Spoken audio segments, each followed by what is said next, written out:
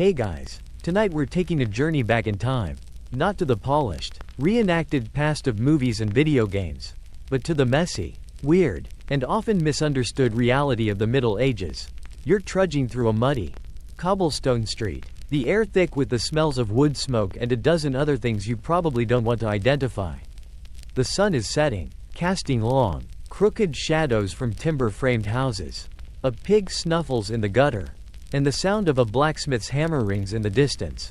The world you thought you knew is crumbling around you. You're about to discover that almost everything you believe about this period is, well, totally wrong. You've pictured this era as a bleak, intellectual void, a mere waiting room for the Renaissance. But I promise you, what you're about to learn will have you questioning every dusty old textbook you've ever skimmed. The reality is far more complex, vibrant, and surprising than the simplistic picture we've been handed. So, before you get comfortable, take a moment to like the video and subscribe, but only if you genuinely enjoy what I do here. If you're listening, drop your location and what time it is for you in the comments. I love seeing just how far these stories travel. Now, dim the lights, maybe turn on a fan for that soft background hum, and let's ease into tonight's journey together. The single most stubborn misconception we cling to is that the Middle Ages were a period of intellectual and cultural stagnation. A 10-century-long slumber between the fall of Rome and the rise of the Renaissance. We call this time the Dark Ages, a term coined by a 14th-century Italian scholar named Petrarch who was, frankly, more than a little biased. He looked back at classical Rome and saw a golden age, then looked at his own time and saw a pale imitation. So he decided everything in between was a big, dark, boring mistake. We've been stuck with that label ever since. But if you were to walk into the scriptorium of a 9th-century monastery, you'd see monks meticulously copying and preserving ancient texts. Not just religious ones, either, they were also safeguarding the works of Cicero and Plato. This wasn't a society that had forgotten how to read, it was a society actively working to save the knowledge of the past. The Dark Ages also gave us the Carolingian Renaissance under Charlemagne. A period of massive educational and administrative reform that laid the groundwork for modern Europe. Historians still argue whether the term Dark Ages should be retired entirely. But most agree it's an oversimplification. Consider the incredible innovations that happened during this supposed intellectual wasteland. The padded horse collar, for instance, a seemingly simple invention, was a game changer. It allowed horses to pull plows and carts without choking, tripling their efficiency over the old Roman-style harness. Suddenly, farming became so much more productive, leading to population growth and the rise of cities. And what about the development of the spinning wheel or the water-powered sawmill? These were technological leaps that propelled society forward. It's not a period of stasis, it's a period of slow, deliberate, and often brilliant progress. Take a moment to imagine a medieval city. You're standing near a cathedral, a marvel of engineering that's taken generations to build. The stonework is intricate, the stained glass a kaleidoscope of colors. This isn't the work of an ignorant, backward society. This is a culture with sophisticated knowledge of architecture, geometry, and art. The great cathedrals of Europe, like Notre Dame in Paris or Canterbury Cathedral, are physical evidence that the Middle Ages were anything but dark. They were a time of intense learning, artistic expression, and yes, a surprising amount of intellectual ferment. The first universities in Europe, like Bologna and Oxford, were established during this time, creating centers of learning that still exist today. The Dark Ages myth really began to take hold during the Enlightenment, when thinkers wanted to glorify their own era by contrasting it with a supposedly grim and unenlightened past. It's a classic case of historical revisionism, making your own time look better by painting the past in the most unflattering light possible. It's a convenient narrative, but it's totally, completely wrong, and as we move forward, you'll see how this single misconception is the root of so many others. From the hygiene habits of the average peasant to the supposed brutal simplicity of their justice system. So let's leave that muddy, smelly street behind and prepare to see a different, brighter Middle Ages, one invention at a time. So you've left that muddy, misunderstood village behind and you've arrived at a tournament. The sun glints off the polished steel of a knight's helmet. A crowd roars as two figures on horseback charge toward each other. Lances lowered, You're thinking of Sir Lancelot in a suit of gleaming, chrome-plated armor, right? You're picturing that polished, perfect image from movies and fantasy novels. Well, let's poke a few holes in that shiny fantasy. First, that armor wasn't always shiny. It wasn't a status symbol for a knight to show up looking like a freshly minted penny. Instead, armor was a utilitarian piece of equipment, and it was kept in fighting shape, not display shape. That meant a lot of dents, scratches, and a whole lot of tarnish. In fact, a knight's armor was a testament to his service in battles, not a billboard for his wealth. It was worn and used, not just for show. Think of it more like a well-used set of tools, not a show car. The reality is that keeping a suit of plate armor from rusting was a constant, grueling chore. Knights or their squires would spend hours oiling and polishing the metal to prevent corrosion. But they weren't aiming for a mirror finish. They were trying to stop rust, which is a surprisingly aggressive medieval enemy. And a quirky little tidbit for you. A lot of armor was actually covered in fabric or painted. You might have seen knights in those beautiful, pristine suits of metal, but they would often cover them with a surcoat, a simple tunic emblazoned with their family crest. This made them recognizable on the battlefield and, bonus, protected the metal from the elements. But even under the fabric, a lot of armor was just functional steel. And that brings us to the smell. Oh, the smell. You're a knight, and you've been wearing 60 pounds of steel for hours in the summer heat. The metal traps your body heat, and the wool and leather padding you have underneath absorbs sweat like a sponge. And remember those leather straps and buckles that hold everything together? They weren't getting washed every day. So, when you took your helmet off, you weren't met with a fresh breeze. You were met with a very, very concentrated odor of rust, sweat, and unwashed leather. It was a brutal fact of a knight's life. Historians still argue whether some knights even bathed with their armor on to clean it and themselves at the same time. But it's a fun, if unproven, image to ponder. Either way, that romantic smell of chivalry and valor you imagine? Yeah, it was probably just BO. Speaking of things that weren't what they seemed, let's talk about the weight of that armor. We've been led to believe that knights were lumbering, ungraceful figures, so heavy they had to be hoisted onto their horses with cranes. This is a total myth, likely started by Hollywood. A full suit of plate armor from the 15th century, the kind you're probably picturing, weighed between 40 and 60 pounds. That sounds like a lot, but the weight was distributed evenly across the body. You can actually see modern reenactors and scholars running, jumping, and even doing somersaults in replica armor. They were athletes, trained from childhood to fight and move in this equipment. It was heavy, yes, but it wasn't a prison. They were as agile as you or I might be while wearing a heavy backpack or carrying a weight vest. So next time you picture a knight, don't picture a perfect, shining movie star. Picture a man who smells a little ripe, whose armor is scratched and dented, and who is an athlete in peak physical condition. His armor isn't a showpiece, it's a testament to his trade and the hard-won battles that made him a warrior. Remember that crocodile dung sunscreen from the last section? Well, the knight's hygiene wasn't much better, but they had their own practical reasons for it. They lived in a world where practicality trumped aesthetics every single time. It was a world of utility, and the knight's armor was the ultimate tool.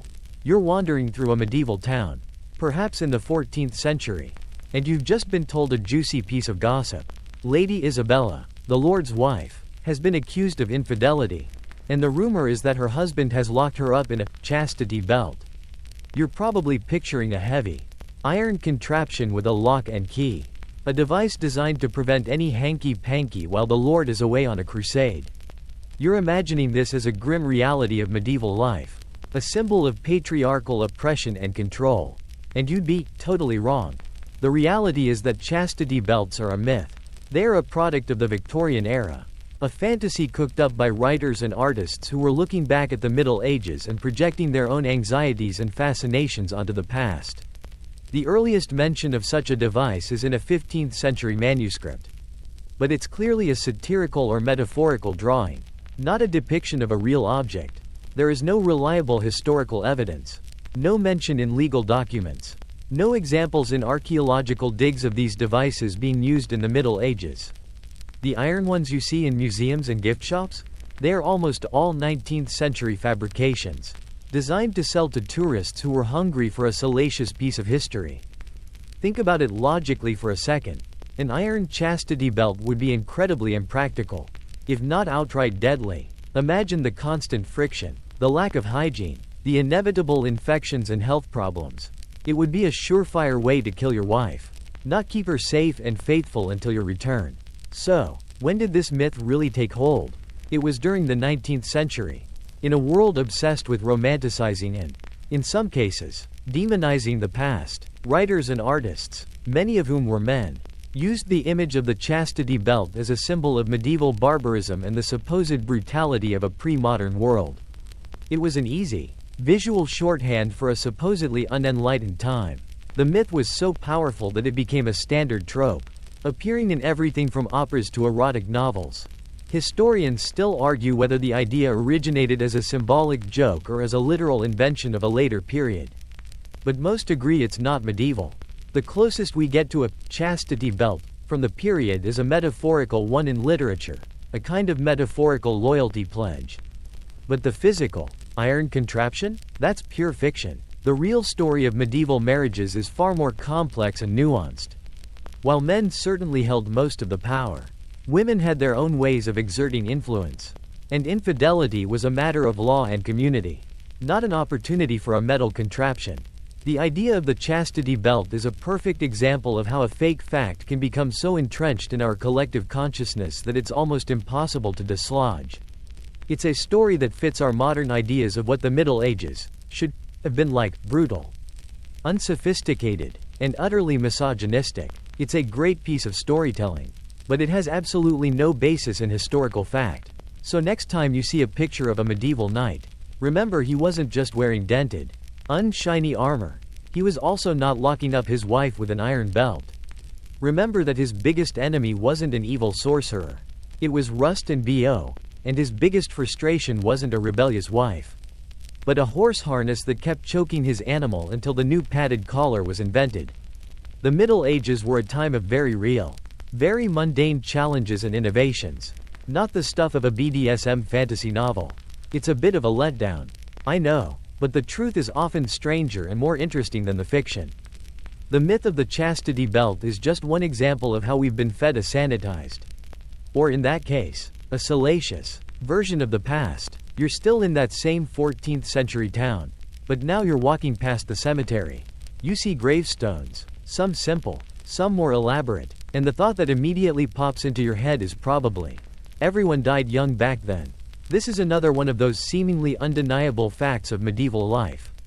The average life expectancy was around 30 to 35 years. But like so many simple statistics, this one hides a much more complex and hopeful truth. It's true that the average life expectancy was low, but that number is heavily skewed by an incredibly high rate of infant and child mortality. Think about it. If half the children born die before the age of 5, that's going to drag the average for the whole population way down. So while the average might have been in the 30s, if you survived the treacherous early years of your life, if you made it to your 10th birthday, your chances of living a reasonably long life shot up dramatically. In fact, if you made it to 21, you had a decent shot at living into your 60s or even 70s. You'd be considered an elder, a source of wisdom and respect in your community. Consider the records of powerful figures. Edward I of England died at 68. Pope John XXII died at 90. Geoffrey Chaucer, the great writer, died in his 50s, which was a very respectable age. We can even find records of peasants and commoners living to be quite old. This isn't to say that life was easy. Famine, plague, and war were constant threats, and a simple cut could lead to a deadly infection. But it's a far cry from the picture of a society where everyone was a wizened old man or woman by the time they hit their 30s. So next time you see a fantasy movie where all the characters over 40 are ancient and frail, just know that's not quite right. A man in his 50s was still very much in his prime. A vital member of the community, not a person on their last legs.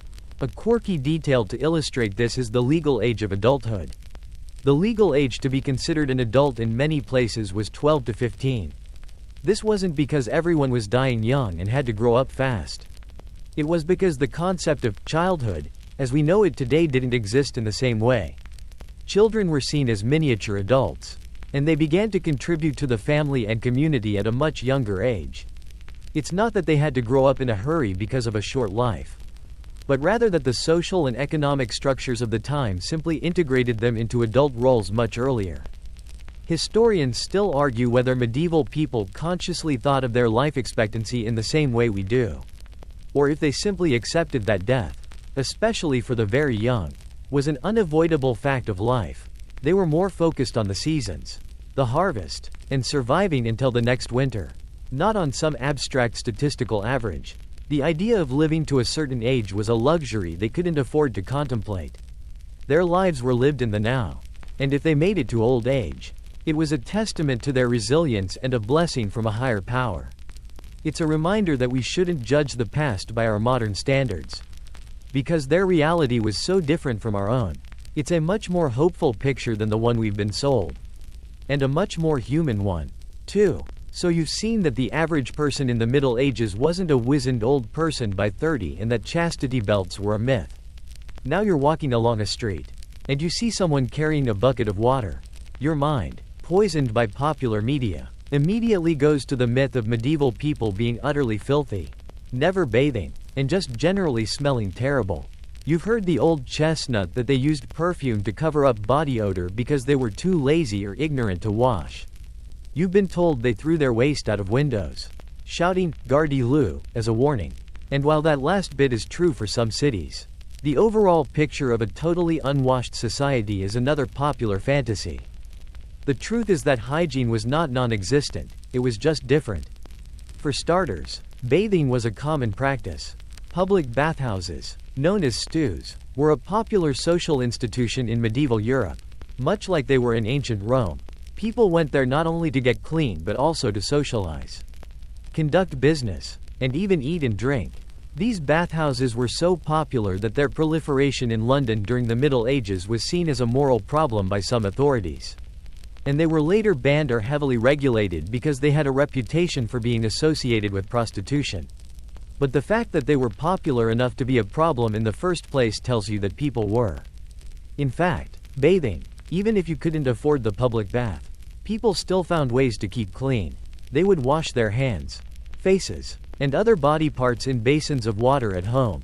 A quirky detail is that a surprising number of peasants had access to a local river or stream, and a wash in the flowing water was a regular, if not daily, occurrence. A full body bath might not have happened every day, but it was a regular part of life, not some forgotten luxury. And the famous perfume? It wasn't just to cover up a stench, it was a sign of wealth and status.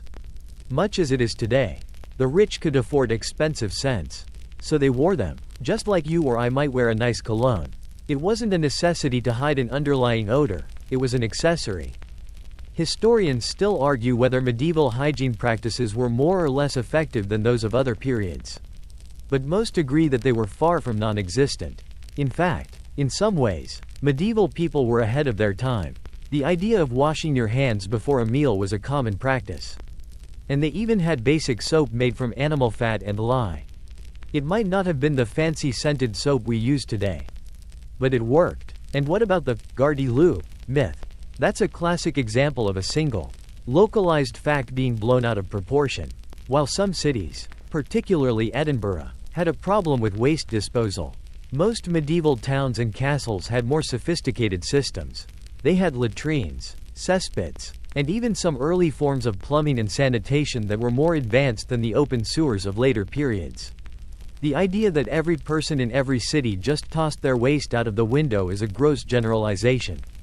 So next time you picture a medieval person, don't picture a smelly, unwashed caricature. Picture a person who bathed in public bathhouses, washed in local rivers, and used soap. They might have still smelled a little. But then again, so do we after a long day. It's a far cry from the myth of the filthy peasant. And it's a much more human and realistic picture. Remember those knights and their smelly armor? They weren't just sweating under their steel. They were also dealing with a world that was a bit grimy but not as absolutely disgusting as we've been led to believe. It's a testament to the resilience and ingenuity of a people who, despite facing so many hardships, still found time to care about their personal cleanliness. Now that we've cleared the air about the surprisingly decent hygiene of medieval people, let's turn to another popular misconception, this time about their justice system. You're standing in the town square. A crowd is gathered, and you see a man accused of a crime. He's about to undergo a trial by ordeal. Your mind immediately jumps to images of a crude, barbaric system, a man dunked in a pond to see if he floats or sinks. Or perhaps forced to hold a red-hot iron. You assume it's a random, cruel way of deciding guilt or innocence. A game of chance with no real logic. But as with so many things, the reality is far more complex and, in a strange way, structured. The system of trial by ordeal wasn't just random torture, it was an appeal to a higher power. The medieval mind operated on a very different set of assumptions than our own. They believed that God was an active and present force in the world, and that he would intervene to protect the innocent. The ordeal was a way of saying, we can't decide this ourselves, so we're asking God to make the final call. For example, in the ordeal by hot iron, the accused would carry a red-hot iron for a set distance. His hand would then be bandaged and sealed. If, after 3 days, the wound was healing cleanly, he was declared innocent, because God had miraculously intervened to protect him. If it was infected and festering, he was declared guilty. The logic seems insane to us now, but it was perfectly rational to them. God was not a distant, abstract deity, he was a hands-on judge. A quirky fact that supports this is that medieval priests who administered these ordeals had a lot of subtle influence. They could, for instance, choose how hot the iron was, or whether the water was boiling. There's also some evidence to suggest they could rig the results. Historians still argue whether priests were trying to secretly help the innocent or if they were just trying to maintain the illusion of divine judgment. But the existence of such a system shows that it was not just brute force. It was a structured, if deeply flawed, legal process. Another type of ordeal was the ordeal by water. The accused was tied up and lowered into a body of water. If they sank, they were considered innocent, as the pure water accepted them. If they floated, they were guilty, as the water rejected them. The problem with this one is obvious. If you were innocent, you drowned. But again, to the medieval mind, that was a martyr's death, a sign of your purity and a guarantee of salvation. In fact, many of the accused who went through this ordeal were probably helped to sink by the person administering the test. It's a system that seems barbaric, but it was designed with a very specific kind of religious logic. It wasn't about a jury of peers, it was about the ultimate judge. The trial by ordeal was eventually banned by the Catholic Church in 1215. Because even they began to see the problems with it. They realized that it was too easy to manipulate and that it put priests in an impossible position. After that, they moved toward a system that was more recognizably modern, with juries and witness testimony. So, the brutal, unthinking system you imagine didn't last for the entire Middle Ages. It was a product of a specific time and a specific set of beliefs. And it was eventually replaced by something a bit more reasoned.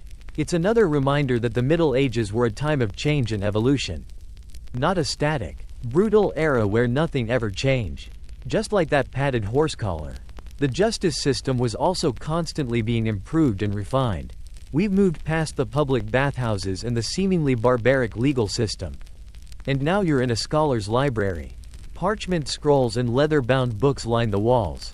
A monk is hunched over a desk, a quill in his hand, meticulously illuminating a manuscript. You've been told that these were the few people who knew the truth, while everyone else in the Middle Ages believed a truly ridiculous myth, that the earth was flat. This is probably one of the most persistent and, frankly, most annoying misconceptions about the entire period. It's a fantastic, simple narrative that everyone loves to repeat, but it's also completely and utterly false. The myth that medieval people believed the earth was flat is a later invention. A product of Enlightenment thinkers who wanted to make the past seem ignorant in contrast to their own, enlightened, age. The reality is that almost every educated person in the Middle Ages knew the earth was a sphere. They had the same evidence the ancient Greeks had: ships disappearing hull first over the horizon, the changing constellations as you traveled north or south, and the shadow of the earth on the moon during a lunar eclipse. All of this pointed to a round earth. The idea of a flat earth was not some widespread belief. It was a fringe theory held by a few isolated individuals. Much like today's flat earthers. It was never a mainstream scholarly belief. A mainstream historical fact that supports this is that medieval scholars didn't just believe the earth was round. They even had a pretty good idea of its size. The classical Greek scholar Eratosthenes had calculated the circumference of the earth with remarkable accuracy in the 3rd century BC. And his work was known and copied in medieval Europe. The monk you see is probably reading a copy of a text that talks about a spherical earth. So why do we still cling to this myth? It's a great narrative device. It allows us to feel superior to the past. To look back at our ancestors and say, look at those silly people. They thought the world was flat. It's a story that serves our need to feel like we are the smartest generation to ever live. A quirky detail that further debunks this is the existence of something called a mappa mundi, or world map. These maps, from the early Middle Ages, were not created for navigation but for theological and symbolic purposes. They often showed Jerusalem at the center of the world, and they were more about a spiritual understanding of the world than a geographic one. But even these maps, with their strange monsters and distorted coastlines, were drawn on a circular surface, representing a round Earth. The mapmakers of the time knew what the world looked like from a global perspective, even if they had a lot of gaps in their local knowledge. Historians still argue whether Christopher Columbus's main challenge was convincing people the Earth was round or if it was convincing them the Earth was small enough that he could sail to Asia without running out of supplies. The latter is far more likely. The educated people of his time knew the Earth was a sphere. But they also knew it was much larger than Columbus thought it was. They weren't afraid he would fall off the edge of the world. They were afraid he would starve to death somewhere in the middle of the ocean.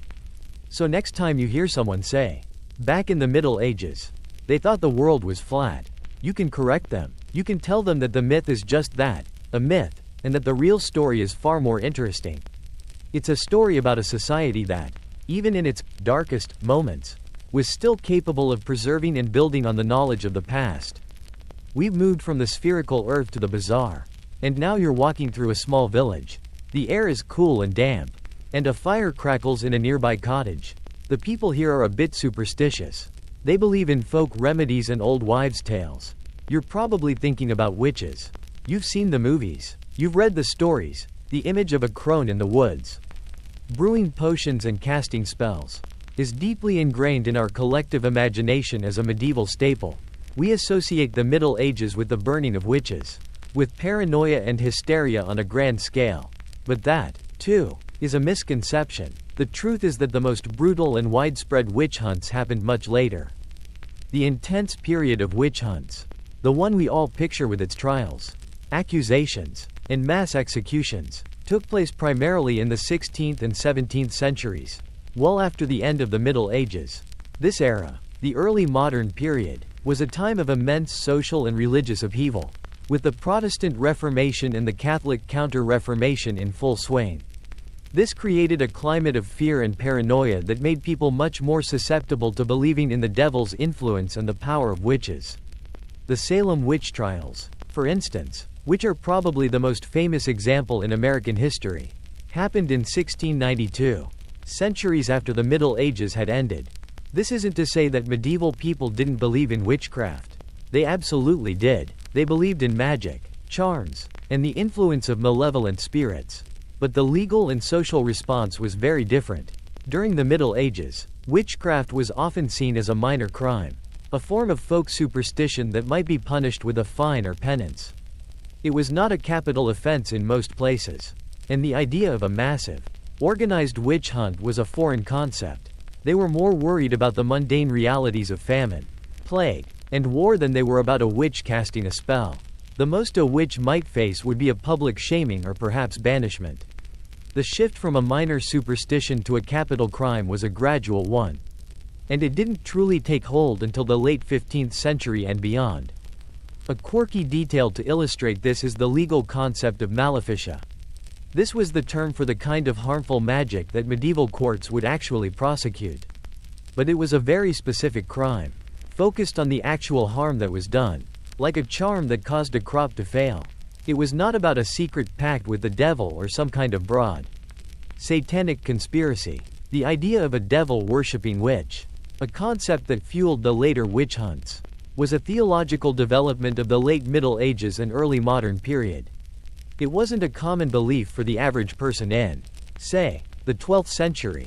Historians still argue whether the invention of the printing press contributed to the later witch hunts by allowing manuals like the Malleus Maleficarum, the Hammer of Witches, to be widely disseminated, spreading the idea of a diabolical conspiracy to a larger audience.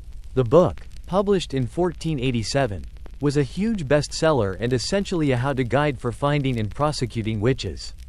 So, the witch hunts that you're picturing, with their zealous priests and burning pyres, are more a product of the printing press and religious turmoil than they are of the medieval period.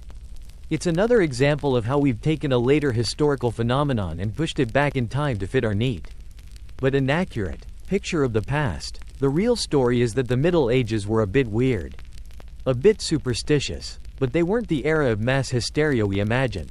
The real hysteria came later.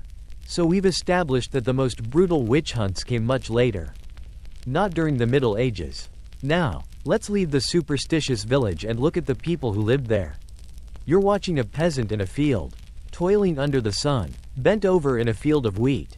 The common image we have of a medieval peasant is one of constant, back-breaking labor, a simple, uneducated life with no holidays, no fun, and no respite from the tyranny of the lord of the manor.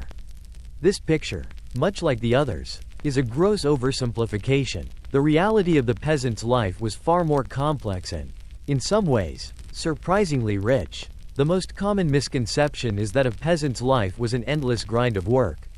While they certainly worked hard, their year was punctuated by a surprising number of holidays and feast days. The Catholic Church's calendar was filled with saints' days, and many of these were mandatory days off. In some places, a peasant might have had as many as 150 days off a year, not including Sundays. That's a lot of time for festivals, feasting, and general merrymaking. They didn't just work, they also had a vibrant community life, with feasts, games, and storytelling. It wasn't just about tilling the soil. A mainstream historical fact that supports this is the existence of the village commons. This was a piece of land that was held in common by the community, not by the lord. It was a place where people could graze their animals, collect firewood, and gather for festivals. It was a space that fostered a sense of community and shared identity. And it was a crucial part of peasant life. Their lives weren't just about their relationship to the Lord, they were also about their relationship to each other, to their land, and to their community. They were not just a faceless mass of laborers, they were individuals with their own social structures, customs, and forms of entertainment. A quirky detail to illustrate this is the existence of mumming plays. These were folk plays, often performed at festivals, where villagers would dress up in costumes, sometimes with animal masks, and perform a short play, often with a hero who dies and is brought back to life. These plays were a form of entertainment, but they also served a social function, reinforcing community values and traditions. It's a far cry from the image of a simple, uneducated peasant with no access to culture. Their culture was just different from ours, and it was deeply intertwined with their daily lives. Historians still argue whether the peasants' rebellions, like the Peasants' Revolt in England in 1381, were a sign of the deep-seated misery of their lives or if they were a sign of a growing sense of political awareness and a desire for more rights. The latter is a more compelling argument. Peasants weren't just dumb, unthinking laborers. They were people who understood the social and economic forces that shaped their lives. And they were willing to fight for a better lot.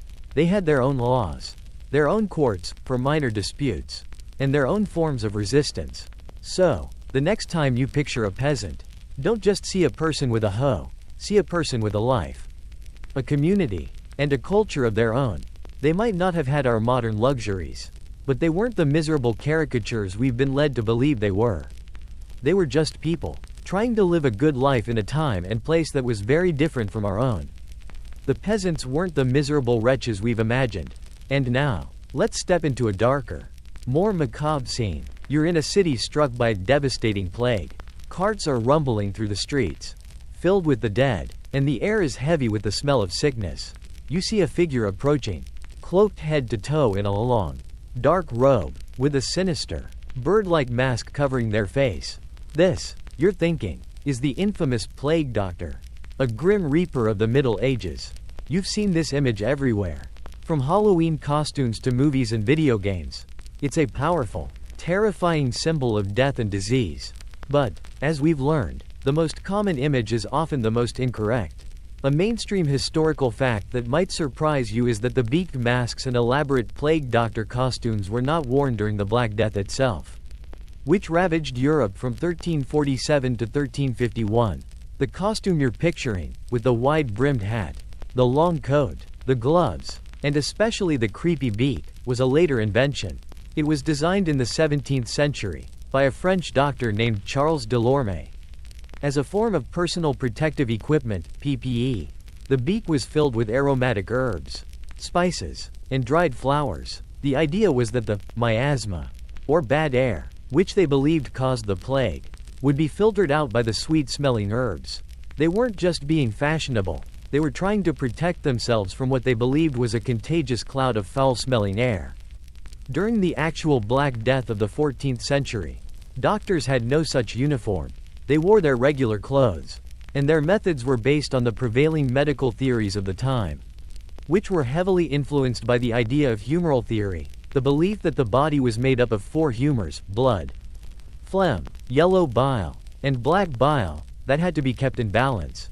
They used treatments that, to us, seem bizarre, like bloodletting, lancing buboes, and a host of herbal remedies. They were working with the best knowledge they had, which, unfortunately, was not very effective against a bacterial infection. A quirky detail about the later plague doctor outfit is that the long stick or cane they carried wasn't just a prop. It was a tool. They used it to poke and prod patients, to examine them without having to get too close. It was a kind of proto-social distancing tool. They also used it to keep people away from themselves. The outfit was a brilliant, if flawed, piece of medical engineering for its time. But it has nothing to do with the original Black Death. Historians still argue about how effective the plague doctor's costumes were. While the masks and coats probably didn't do much to stop the plague, which was carried by fleas on rats, the long robes and gloves might have provided a small amount of protection from the fleas themselves. The popular image of the plague doctor is a perfect example of how a historical image can be pushed back in time and become a symbol for an entire era. It's a striking image, but it's a symbol of the 17th century, not the 14th. So the next time you see a plague doctor, just know that the person under the mask would probably be more concerned about getting a good deal on a bottle of wine than they would about a rat bite. The reality is often stranger than the fiction. And in this case, the fashion came a few centuries too late. The plague doctors with their bird-like masks were a later invention. And now let's turn our attention from medicine to warfare. You're standing at the base of a massive stone castle, its walls soaring into the sky. You hear a loud roar, and your mind immediately conjures an image from a movie: a giant cannon, its barrel smoking, blasting a hole in the castle wall. This image of castles being easily destroyed by cannons is a common one. And while gunpowder weapons did eventually make castles obsolete, the earliest versions were far from the castle wrecking machines we imagine. A mainstream historical fact is that gunpowder was invented in China, but it was the Europeans who developed it into a practical weapon. The very first European cannons, or bombards, appeared in the 14th century, but they were incredibly primitive and unreliable. They were often made of a simple iron barrel with hoops of metal wrapped around it to hold it together. They were more of a psychological weapon than a practical one. Imagine a massive, squat, iron barrel, probably a few feet long, loaded with a stone ball. It would make a huge bang and produce a lot of smoke. But it was just as likely to explode and kill its own crew as it was to do any real damage to a castle wall. The fire rate was incredibly slow, and the range and accuracy were terrible. So, while the myth of cannons destroying castles is true in a very general sense, it's not true for the early cannons of the Middle Ages. For most of the medieval period, castles were still the ultimate defensive structure. They were designed to withstand sieges, and the methods used to take them down were much more low-tech and time-consuming: trebuchets, siege towers, and, most effectively, Starvation. It wasn't until the late 15th and 16th centuries that cannon technology advanced to the point where it could reliably punch holes in thick stone walls. The cannons you see in movies, with their smooth, long barrels and powerful, iron cannonballs, are products of the early modern period, not the Middle Ages. A quirky detail to illustrate this is the material they used for cannonballs. For the early bombards, they weren't using iron cannonballs, which were expensive and difficult to cast. They were using giant, carefully shaped stone balls. Imagine the work involved in shaping a cannonball-sized sphere of rock. And when it hit a wall, it would do damage, but it was nothing like the explosive impact of later iron projectiles. It was more of a blunt, battering force, and the castle walls were designed to absorb that kind of impact. Historians still argue whether the invention of the cannon was the single most important factor in the decline of the castle, or if it was a combination of other factors, like the rise of standing armies and the decline of the feudal system. The latter is a more complete picture. The castle's slow demise was a complex process, not a sudden event caused by a single invention. So, the next time you see a movie where a medieval king just blasts his way into a castle, remember that the reality was a bit more flammable and a lot less accurate. The early days of gunpowder were a far cry from the modern artillery we see today. And castles stood strong against this new, noisy, but often ineffective enemy for a surprisingly long time. You've seen that early cannons were a bit of a bust against stone castles. And now let's shift our focus to an even stranger aspect of the medieval world, their maps. You're looking at a mappa mundi, a world map from the Middle Ages. You see the landmasses are all a bit distorted, and in the oceans and on the edges of the known world, you see drawings of fantastic creatures, sea serpents, dragons, and strange, half-human monsters. Your first thought is probably, wow, they really thought the world was full of monsters. And while that's a fun idea, it's not quite right. The truth is, those monsters in the medieval maps were largely symbolic, not taken as literal truth by the cartographers. They weren't a warning for sailors to look out for a kraken. These maps were not made for navigation. As we discussed earlier, they were more about a spiritual and symbolic understanding of the world. The monsters and strange creatures were placed in the unexplored, or terra incognita, areas of the map to represent the unknown dangers and temptations that lay beyond the civilized world. They were a visual shorthand for the mysterious and the profane. A way of saying, here be dragons, not as a literal warning, but as a symbolic one. It was a way of reinforcing the idea that the world was ordered by God, and that the edges of that order were where things got a little strange. A mainstream historical fact is that the first practical maps for navigation, called portolan charts, were created in the 13th century, and they were surprisingly accurate. They were used by sailors to navigate coastlines and harbors, and they were filled with detailed compass lines and geographical information. You won't find any dragons or sea serpents on these maps. They were practical tools for a practical purpose, and they show that medieval people were perfectly capable of creating accurate, non-superstitious maps when they needed to. A quirky detail about the monsters is that some of them were based on real, but misunderstood, animals. The sea serpent, for instance, might have been a giant eel or a species of whale that they had only glimpsed from a distance. The monsters that were part human, part animal were often based on exaggerated travelers' tales. A traveler would come back from a far-off land and tell a story about a person with a single giant foot. And that story would be incorporated into a map as a way of sharing that cultural knowledge. They were not just making things up, they were using the best information they had. Even if that information was a little embellished. Historians still argue whether the Mappa Mundi were primarily for religious instruction or if they also served a social purpose, reinforcing a sense of collective identity and shared Christian values. It was probably a little of both. The maps were a way of visually representing the world as they understood it, with their own culture at the center, and with the rest of the world radiating out from there. It's a reminder that a map is never just a map. It's a window into the mind of the people who created it, a reflection of their fears, their beliefs, and their place in the world. So, the next time you see a map with monsters on it, just know that they were probably more afraid of running out of beer than they were of a mythical sea serpent. The reality of their fears was much more mundane and much more human. We've sailed past the mythical sea monsters and the unreliable cannons.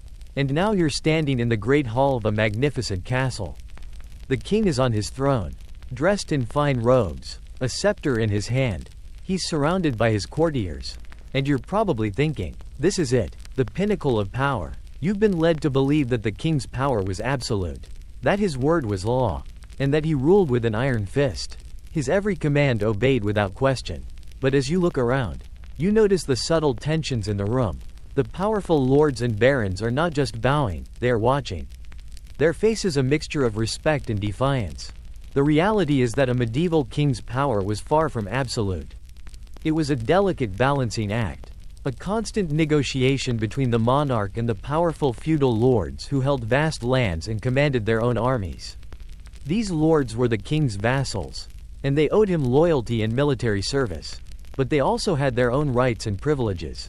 A wise king knew that he couldn't simply command them, he had to work with them, to win their consent, and to respect their traditions. A king who tried to overstep his authority too much might find himself facing a rebellion. And a lord's army could be just as powerful as the king's. A mainstream historical fact that supports this is the existence of the Magna Carta, signed in 1215 by King John of England. This document, forced upon a reluctant king by his rebellious barons, established the principle that even the king was subject to the law.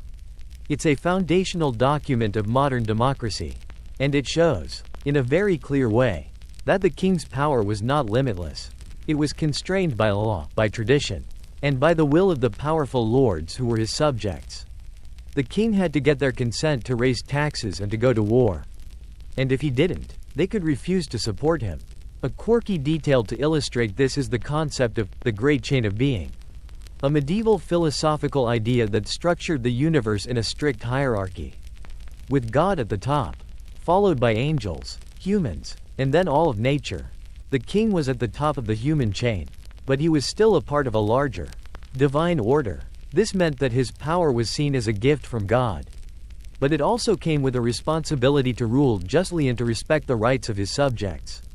A king who broke his vows was not just breaking a law, he was going against God's will. Historians still argue whether the feudal system was a top-down or a bottom-up system of power. Was the king at the top, granting power down, or was the power of the king a reflection of the collective will of the powerful lords who supported him? The latter is a more nuanced and accurate picture. The king was the first among equals, not a god on earth.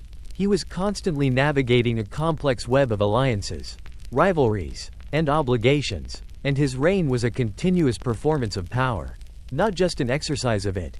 So, the next time you see a movie with an all-powerful king, remember that the reality was much more interesting.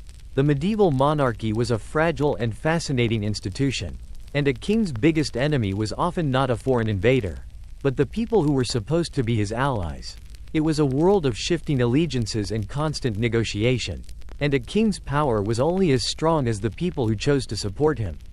We've seen that the king's power wasn't absolute, and now let's turn our attention from the Great Hall to the bustling, intellectual centers of the Middle Ages. You're in a university, or perhaps a monastery, and you're looking at a group of scholars deep in discussion. Your mind, poisoned by 1,000 years of historical misrepresentation, probably tells you that these are all men. You're thinking that there were absolutely no women in scholarship or intellectual life, that they were confined to the home, to domestic duties, and to the church. But, like so many other things we've discussed, this is a myth. The reality is that women were actively involved in intellectual life, in medicine, and in the arts, even if their contributions were often overlooked or later erased. A mainstream historical fact is the existence of female scholars and mystics who were incredibly influential. A perfect example is Hildegard of Bingen, a 12th century abbess, writer, composer, philosopher, and visionary. She wrote books on theology and medicine, composed some of the earliest liturgical dramas, and was a brilliant natural scientist. Her work on botany and medicine was widely read and respected in her own time. She wasn't an isolated case, either. Other notable women included Christine de Pizan, a 15th century writer who penned a book defending women's contributions to society, and Trotula of Salerno, a female physician who wrote influential texts on women's health. These were not just a few exceptions, they were part of a wider, albeit smaller, tradition of female scholarship. A quirky detail to illustrate this is the existence of the Beguines, communities of devout laywomen who lived together without taking formal vows. They were a powerful, and sometimes controversial, social movement. They dedicated their lives to God, but they did so outside of the traditional monastic system, which gave them a degree of independence. They ran hospitals, worked in textile production, and, most importantly, they engaged in intellectual and spiritual life. Many of them were highly literate and wrote their own devotional texts. They were a kind of medieval feminist movement, a way for women to have a life of their own, outside the confines of marriage or the rigid structures of the church. Historians still argue whether the decline of the Beguines and the rise of other social forces led to a temporary suppression of female intellectual life in the later Middle Ages. The argument is that as institutions like universities became more formalized, and as the church became more concerned with orthodoxy, the spaces where women had been able to thrive were closed off to them. But the fact remains that for a significant portion of the medieval period, women were active and influential participants in the intellectual and cultural life of the time.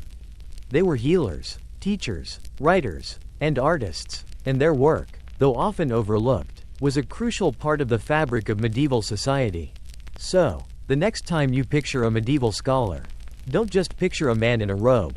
Picture a woman like Hildegard of Bingen, a brilliant mind who was a master of so many different fields.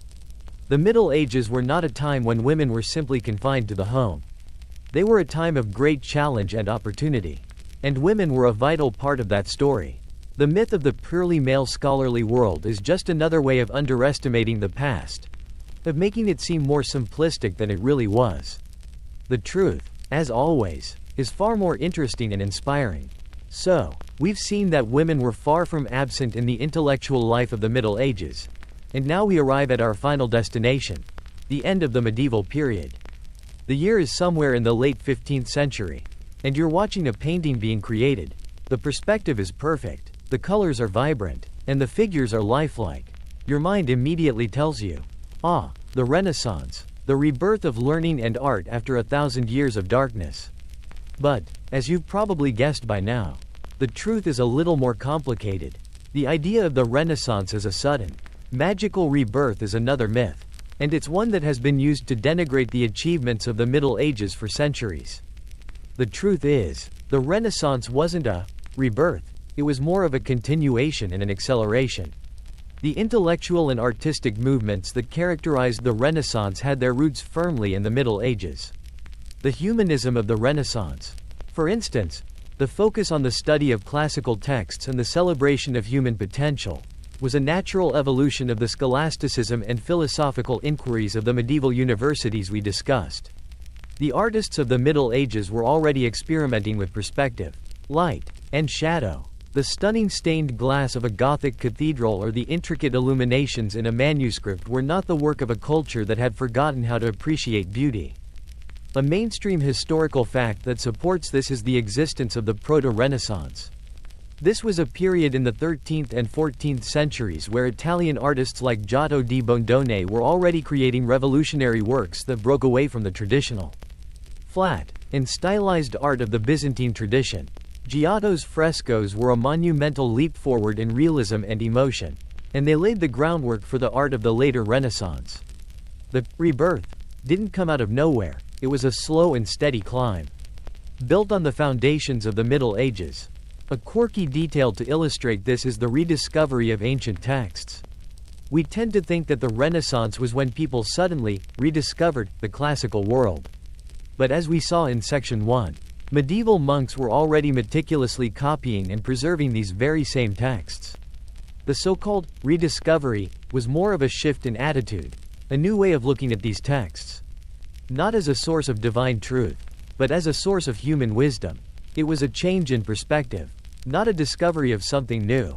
Historians still argue whether the term Renaissance should be used at all, or if we should instead talk about a long Middle Ages that simply evolved into what we now call the modern era. The latter is a more accurate, if less dramatic, picture. The Middle Ages were a time of great change, innovation, and intellectual ferment. And they were not a thousand-year-long night of slumber. They were a necessary and vibrant part of the human story. A time that gave us universities, gunpowder, and the very foundations of the modern world. The Renaissance was not a dramatic break with the past. It was a blossoming of ideas that had been germinating in the soil of the Middle Ages for centuries. So as you dim the lights on this journey, I hope you've seen a different Middle Ages than the one you came in with. A world not of dark ages, but of ingenuity, not of unwashed wretches, but of people who took pride in their cleanliness, not of all-powerful kings, but of powerful lords and rebellious peasants. It was a time that was a little bit weirder, a little bit more complex, and a lot more human than the myths would have us believe. It's a world that deserves to be seen in its full, complex, and beautiful light.